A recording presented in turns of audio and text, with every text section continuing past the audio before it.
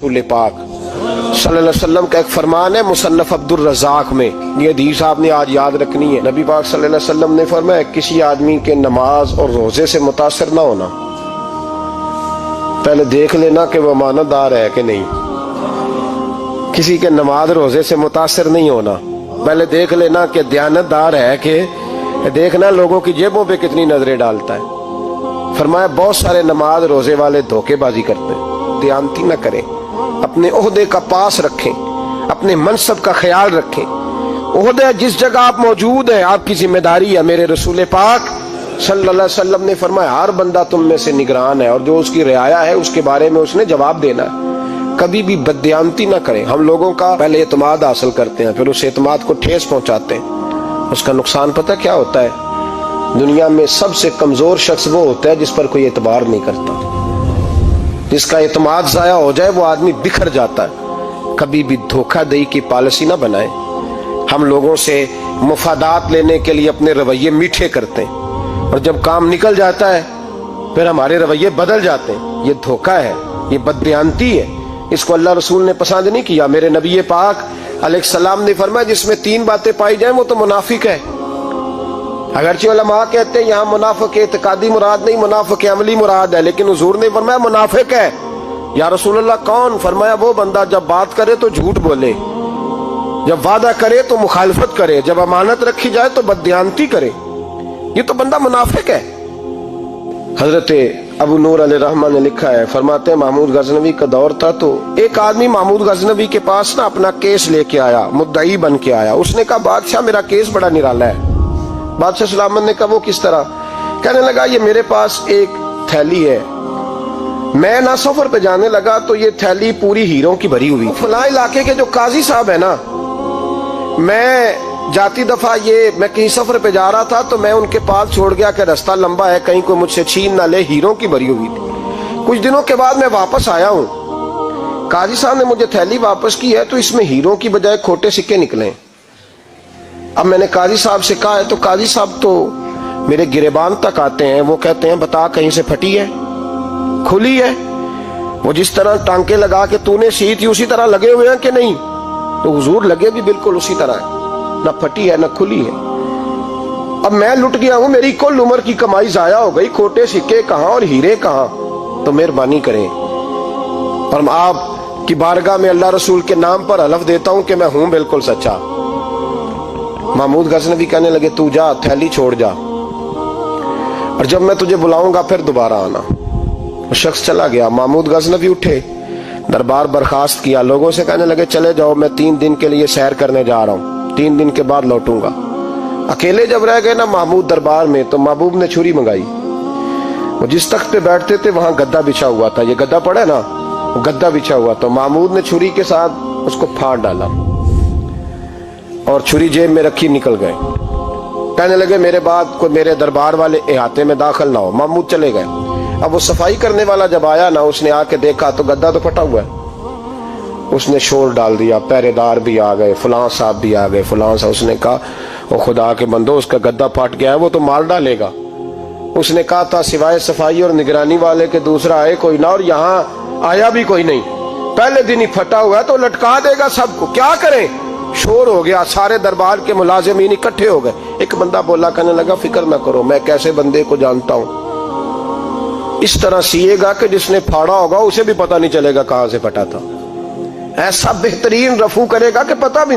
उसने कहा यार हम सारे एक महीने की तनख्वाह देते हैं, तू बंदा बुला। वो बुला लिया उसको, उसका नाम मोहम्मद रफूगर था। वो आया, उसको गद्दा दिखाया, उसका यार इस तरह सीना पता ना चले। उसने कहा फिक्र ही ना करो, मैं बड़ा कारीगर हूं। बड़े बड़े कारीगर लोग नहीं हमारे मुल्क में पाए जाते, कोई निशान छोड़ते हैं पीछे?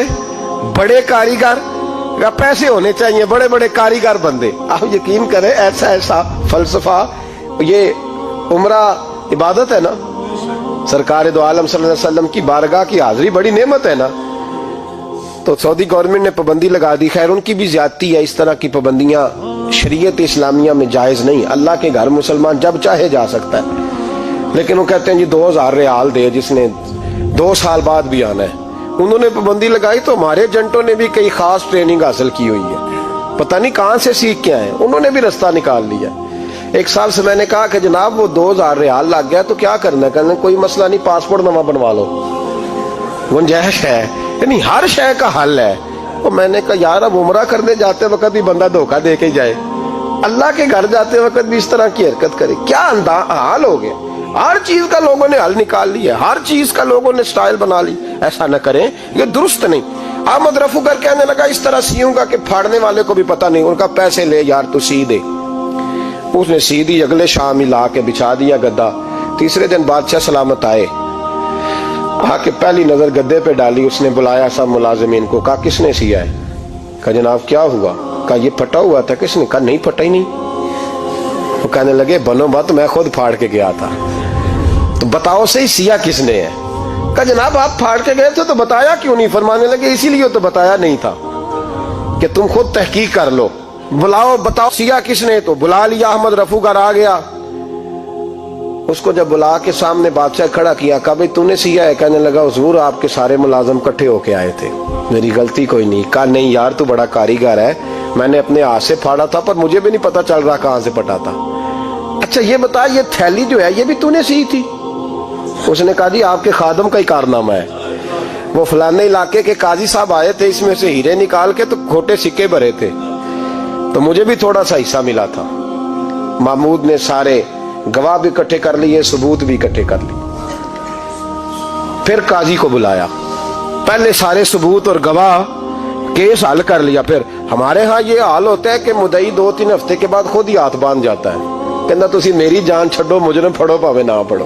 वो कहता है मुझे माफी दो, मैं रहा। जुल्म है ना, जुल्म ज्यादती है कि जो बेचारा इतने सवाल मुजरिम से नहीं होते जितने मुदई से होते। आप यकीन करें इतने सवालात होते, बेचारा हफ जाता है। ये तरीका दुरुस्त तो नहीं है कि लुट गया और दूसरा तरह तरह के सवालों के जवाब देता फिरे बेचारा। सारे सबूत इकट्ठे करके काजी साहब को बुलाया, तन्हाई में ले जाके महमूद गजनवी ने कहा काजी साहब आपसे गलती हो गई, गरीब आदमी था, वो लुट गया है, उसने तो बड़ी मुश्किल से कुछ हीरे जमा किए थे और उसकी कुल कायनात थी, तो आप उसका माल उसे दे दें, बात खत्म। काजी साहब कहने लगे आप मुझ पे इल्जाम लगा रहे हैं, सवाल ही नहीं पैदा होता।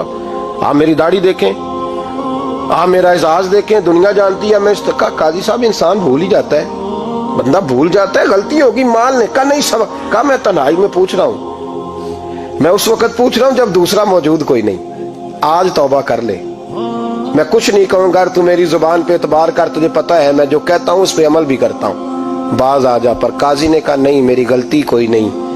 महमूद ने फिर भरे दरबार में बुला लिया, मजमा आम में।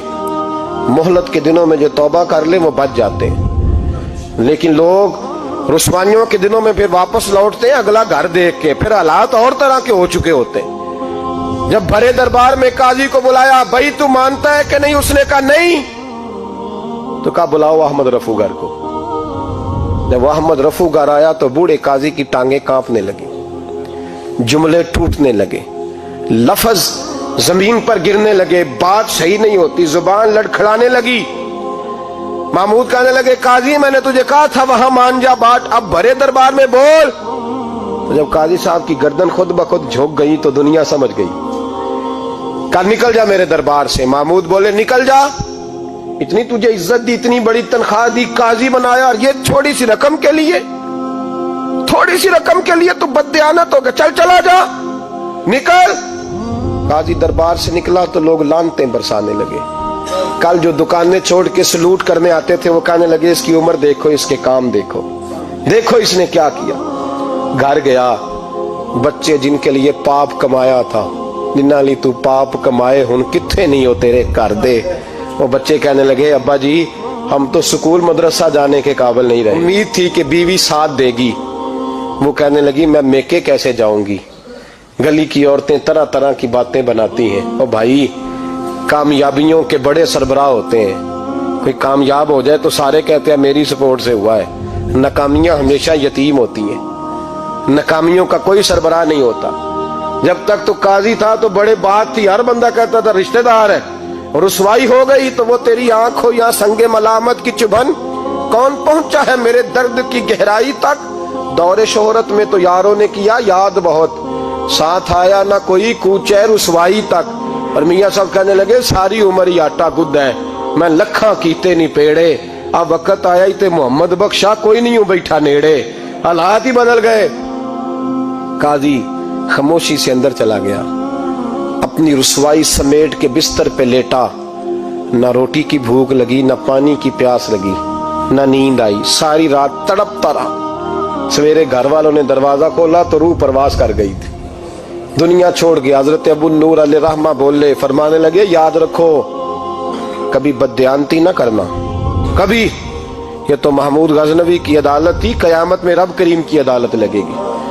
اور فرمایا وہاں تو گواہی دینے والا احمد رفو گر تھا، قیامت میں تو تمہارے اپنے ہاتھ پیر گواہیاں دیں گے، ہمارا اپنا وجود گواہی دے گا۔